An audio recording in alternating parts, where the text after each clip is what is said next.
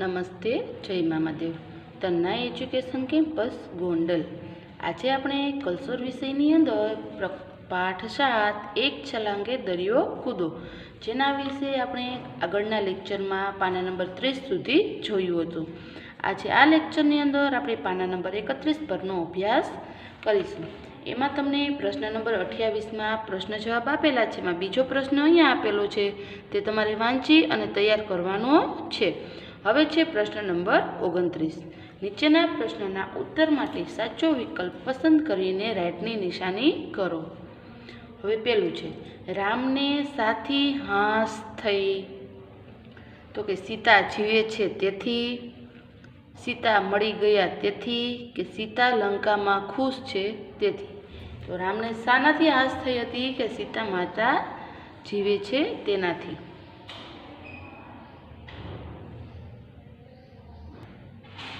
બીજું, સીતા શું સહન કરી રહ્યા છે? રામનો વિયોગ, રાવણની હેરાનગતિ, રાક્ષસોનો ડર, કે લોકોના મહેણા. ત્યાં આવશે રામનો વિયોગ. પછી ત્રીજું, એ વીંટીથી તો માતાએ મને ઓળખ્યો. વાક્ય સાથે બંધ બેસતો વિકલ્પમાં રાઈટ કરો. જો હનુમાને વીંટી બતાવી એટલે સીતાજીએ તેમને ઓળખ્યા. બીજું, રાવણે વીંટી બતાવી એટલે સીતા ઓળખી ગયા, કે સીતાએ વીંટી જોઈને રામને ઓળખ્યા. તો હનુમાને જ્યારે વીંટી બતાવી ત્યારે સીતાજીએ મને ઓળખ્યો એટલે તેમને ઓળખી ગયા, એટલે પહેલા ખાનામાં રાઈટ આવશે. પછી છે ચોથું, પ્રભુ આપનાથી દૂર રહીને સીતાજી કેવી રીતે મજામાં હોય? વાક્ય સાથે બંધ બેસતા વિકલ્પમાં રાઈટ કરો. તો સીતા દુઃખી છે, રામ દુઃખી છે, કે રામ અને સીતા દુઃખી છે? તો ત્યાં આવશે સીતા દુઃખી છે. પાંચમું, માતાને પ્રભુ પર કેવો અડગ ભરોસો. ભરોસો એટલે કે વિશ્વાસ. વાક્ય સાથે બંધ બેસતો વિકલ્પમાં રાઈટ કરો. સીતાને રામ પર ડગે નહીં તેવો વિશ્વાસ છે. રામને ખબર છે કે સીતા જાતે પાછા આવશે, કે સીતાને વિશ્વાસ છે કે રામ લેવા નહીં આવે. તો એમાં આવશે સીતાને રામ પર ડગે નહીં તેવો વિશ્વાસ છે. પછી છઠ્ઠું, 1000 રાવણ કે લાખો રાક્ષસો આવશે તો પણ સીતાનો વાળ વાંકો નહીં કરી શકે. આ વાક્ય સાથે બંધ બેસતો વિકલ્પમાં રાઈટ કરો. હવે એમાં વાક્ય શું આપ્યું છે? કે સીતાના વાળ ખૂબ જ મજબૂત છે, તેને વાળી શકાય નહીં. પછી બીજું, સીતા પોતે એટલા શક્તિશાળી છે કે કોઈ તેમને નુકસાન નહીં કરી શકે. અને ત્રીજું, રાવણ અને રાક્ષસો એટલા બધા ઢીલા છે કે કોઈ એમને નુકસાન નહીં કરી શકે. તો એમાં વિકલ્પ આવશે બીજો, સીતા પોતે એટલા શક્તિશાળી છે કે કોઈ એમને નુકસાન નહીં કરી શકે. પછી છે પ્રશ્ન નંબર 30. નીચેના વાક્યો વાંચો અને તેના આધારે શું કહી શકાય છે તે મુજબ વાક્ય સાથે બંધ બેસતો વિકલ્પમાં રાઈટ કરો. પેલું, સાહેબ ગીત ગાય છે એટલે બધું કામ પડતું મૂકીને એમને જ સાંભળતા રહી. તો એમાં આવશે સાહેબ બહુ સરસ ગાય છે એટલે એમને સાંભળવાની મજા આવે છે. સાહેબ એટલું ધીમું ગાય છે કે તેમને સાંભળવા માટે બીજા બધા કામ બંધ કરવા પડે, કે બીજા કામ એટલા ખરાબ છે કે એના કરતાં તો સાહેબનું ગીત સાંભળવું સારું. તો એમાં આવશે પેલું, સાહેબ ખૂબ સરસ ગાય છે એટલે એમને સાંભળવાની મજા આવે છે. બીજું, રોહન દોડે તો સસલાને પણ પાછળ પાડી દે છે. તો રોહન સસલા જેવી ઝડપથી દોડે છે, સસલું ધીમે ધીમે દોડે છે, કે રોહન સસલા કરતાં પણ વધારે ઝડપથી દોડી શકે છે? તો એમાં આવશે ત્રીજું, રોહન સસલા કરતાં પણ વધારે ઝડપથી દોડી શકે છે. પછી ત્રીજું, કવનનું મગજ તો કોમ્પ્યુટર છે. તો એમાં શું આવશે? કવનને કોમ્પ્યુટર ખૂબ જ ગમે છે, કવન કોમ્પ્યુટર જેવી ઝડપે વિચારી શકે છે, કે કવન ગણતરીમાં કોમ્પ્યુટરને પણ પાછળ પાડી દે છે. તો એમાં આવશે બીજો ઓપ્શન. પછી ચોથું, સારું ભણીશું તો જીવનમાં આગળ વધીશું. તો દરેક બાળકોએ ભણવા જવું જોઈએ. બીજું, નોકરી કરવા ભણવું જરૂરી છે. ત્રીજું, જીવનમાં પ્રગતિ કરવા સારું ભણવું જરૂરી છે. તો શું આવશે એમાં ત્રીજું. હવે છે પ્રશ્ન નંબર 31. કૌંસમાંના કોઈ પણ યોગ્ય શબ્દનો ઉપયોગ કરી વાક્ય જોડો. હવે એમાં પેલું છે, વાનર સેના એક ડાળથી બીજી ડાળ કૂદે. અને ફળ બે શબ્દ આપેલા છે. અને પણ એ બંને શબ્દનો ઉપયોગ કરી અને અહીંયા વાક્યને જોડવાનું છે. અહીંયા અને અથવા તો પણ શબ્દનો ઉમેરવાનો છે અહીંયા અને વાક્ય જોડવાનું છે. તો શું આવશે અહીં? વાનર સેના એક ડાળથી બીજી ડાળે કૂદે છે અને વાનર સેના ફળ ખાય. અને શબ્દ છે તે અહીંયા આપણે ઉમેરીશું. અહીંયા આપણે લખીશું વાનર સેના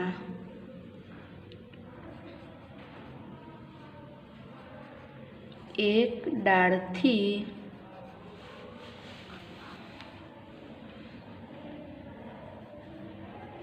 બીજી ડાળે કૂદે અને ફળ ખાય છે. અને ફળ ખાય છે. અહીં વાનર સેના શબ્દ નીકળી ગયો અને શબ્દ આવી ગયો. પછી બીજું, મારાથી હવે નહીં દોડાય, હું થાકી ગઈ છું. તો એમાં કયો શબ્દ આવશે? કારણ કે તેથી. તો આપણે લખીશું મારાથી હવે નહીં દોડાય,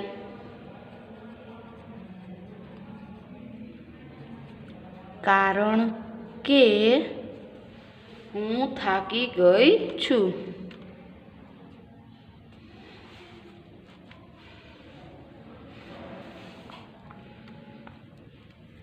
હું થાકી ગઈ છું.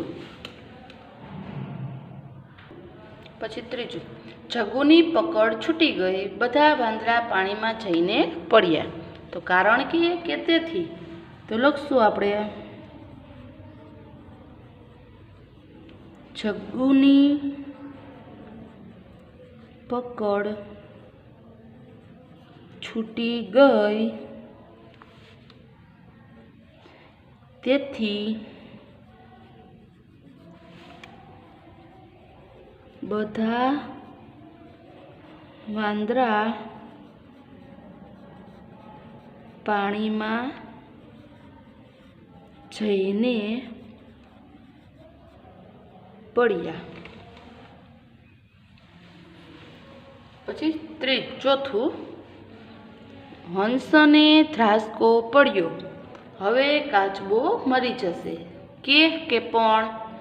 તો લખશું આપણે હંસને ધ્રાસકો પડ્યો કે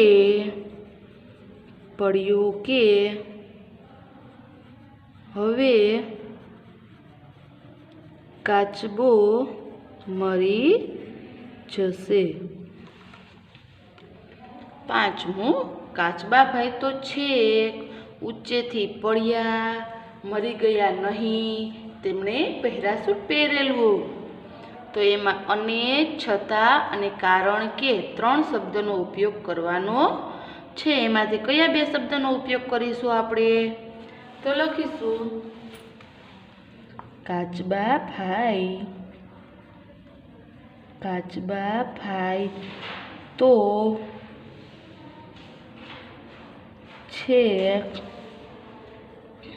ઊંચેથી પડ્યા, છતાં મરી ગયા નહીં,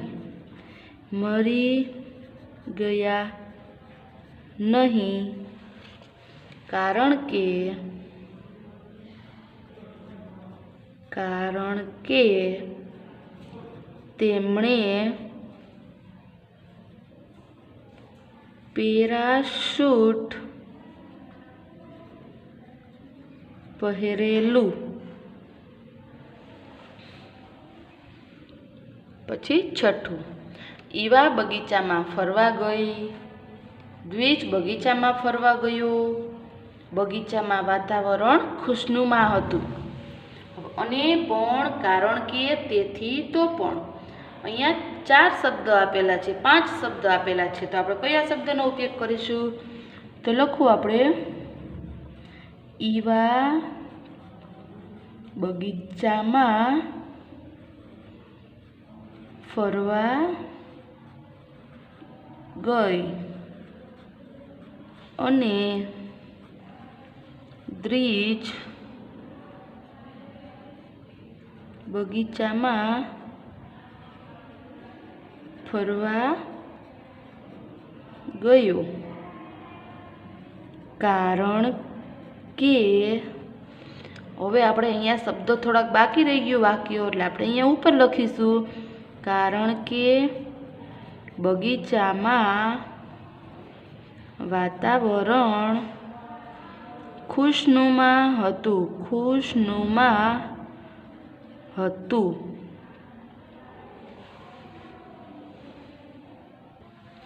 સાતમું, સસલાભાઈએ માન્યું તેઓ કાચબાભાઈને ક્યાંય પાછળ પાડી દેશે. આરામ કરવા રોકાયા. તો આપણે લખીશું કાચબાભાઈએ માન્યું કે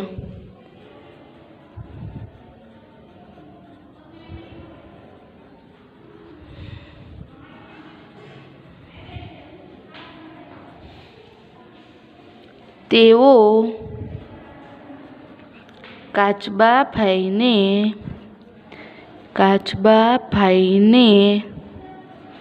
ક્યાંય પાછળ પાડી દેશે. તેથી તેઓ આરામ કરવા રોકાયા.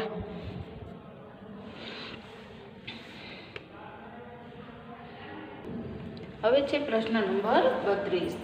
નીચેના શબ્દોના સમાનાર્થી શબ્દ લખો. તો પેલું ગાભા, તો શું આવશે? ડૂચા. પછી બીજું તાત્કાલિક, તો તરત. મકાન, તો ઘર. આજ્ઞા, તો હુકમ. હેરાન, તો પરેશાન. ભાગમભાગ, તો દોડા દોડી. પછી વાનર, તો વાંદરો. સંદેશો, તો ખબર. અને બીજો પણ શબ્દ આપણે લખીશું અહીંયા, ખબર એટલે સમાચાર. પિતા, તો બાપુ. વીંટી, તો અંગૂઠી. તુચ્છ, તો પામર. વાટિકા, તો વાડી. સેવક, તો કે ચાકર, જે આપણે નોકર ચાકર કહીએ ને તે ચાકર. ચિંતા, તો ફિકર. ગુસ્સો, તો ક્રોધ. તકલીફ, તો મુશ્કેલી. પ્રશ્ન નંબર 33. નીચેના શબ્દોના વિરોધી શબ્દ લખો. તો સેવક, તો કે સ્વામી.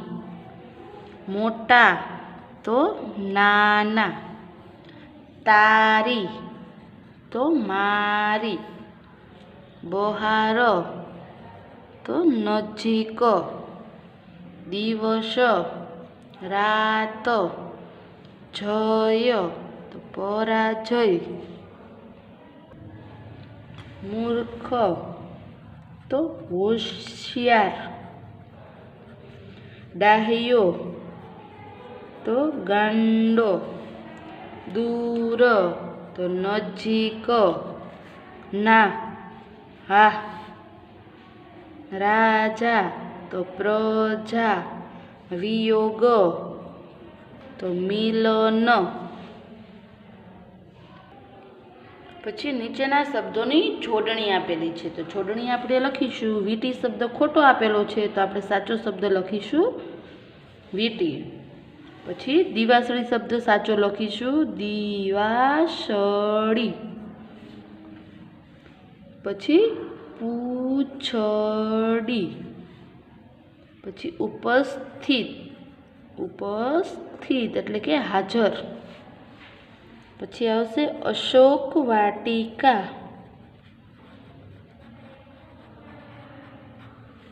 પછી પૂછાસન, પૂછાસન. પછી તાત્કાલિક.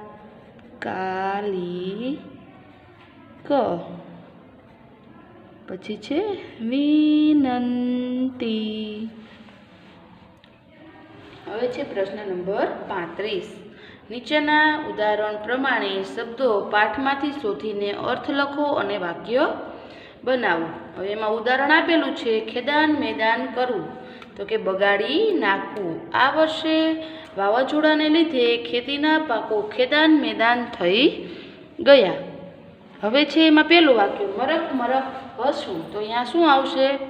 મંદ મંદ હસવું, મંદ મંદ હસવું. હવે એનું વાક્ય આપણે શું બનાવીશું? હનુમાન રોટલી ખાઈને, હનુમાન રોટલી ખાઈને ચૂપચાપ બેઠા બેઠા, બેઠા બેઠા મરક મરક હસતા હતા, હસતા હતા. બીજું આસન આપવું, બેસવા માટે વ્યવસ્થા કરવી, બેસવા માટે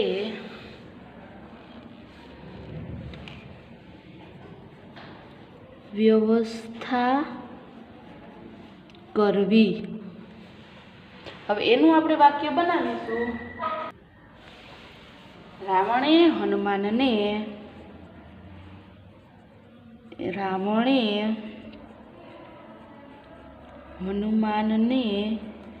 બેસવા માટે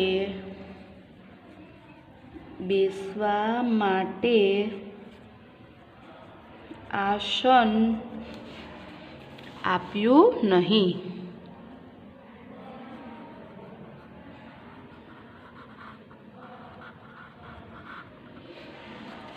રાવણને બેસવા માટે આસન આપ્યું નહીં.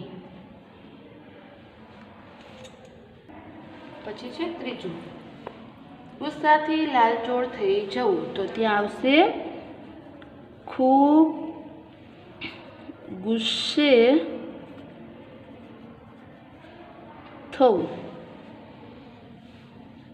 હનુમાનને આખી લંકા, હનુમાને આખી લંકામાં આગ લગાડી, તેથી રાવણ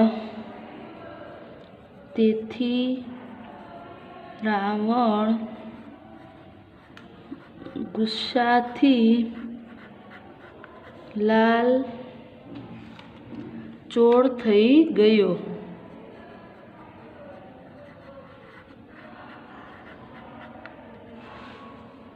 પછી ચોથું વહેમ પડવો એટલે કે શંકા જવી.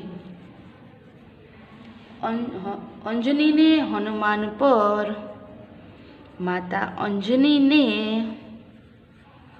હનુમાન પર વહેમ પડ્યો કે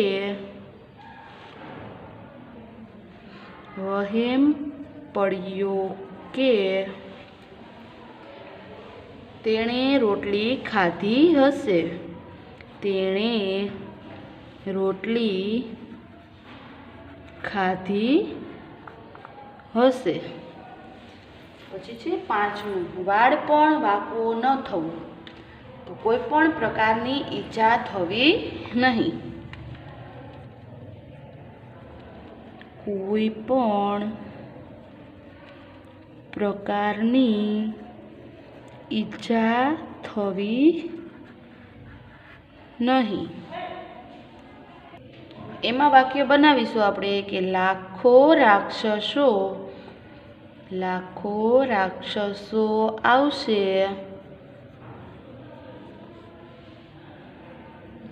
તો પણ સીતાનો વાળ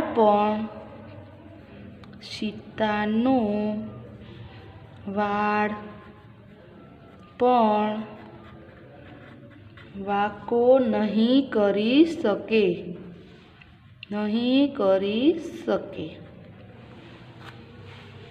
સરસ થઈ ગયું. અહીંયા 5 પ્રશ્ન પૂરા. આજે આપણે પાના નંબર 34 પરનો અભ્યાસ પૂર્ણ કર્યો.